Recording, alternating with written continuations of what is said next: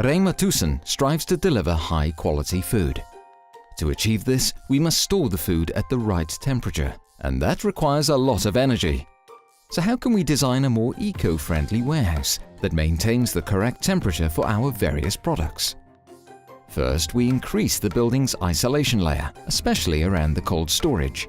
This way we reduce the demand on our cooling system. But the building still needs energy. So where can we find the most eco-friendly power supply? Let us show you. We use solar cells to generate electricity that powers robots, trucks, lifts, lights, cooling systems, and more. We store the surplus energy in a battery bank. When the battery bank is full, the surplus solar energy is used to produce cold water, which is stored in a large water tank for later use. The water tank has to be there anyway to secure the water pressure in the sprinkler system, but it also serves as a thermal battery.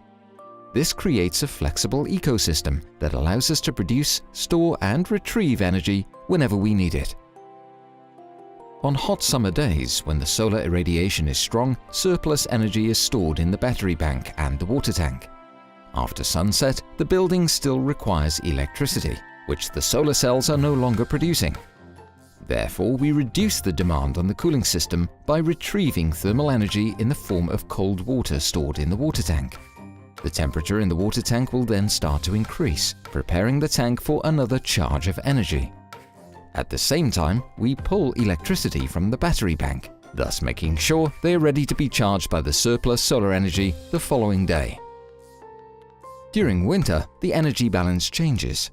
A byproduct of any cooling process is an excess of heat. Instead of getting rid of this thermal energy, it can be used to heat other parts of the building. In certain periods, the cooling system runs on extra capacity in case a rapid cool down is necessary. It then generates a large amount of excess heat that can be stored in the water tank. This way, the heat from the water tank can be used during periods when the cooling system isn't producing sufficient heat to heat the building. The weather plays an essential role in this ecosystem. Planning our operations is a lot easier when we can use the weather forecast to predict energy demand and energy production.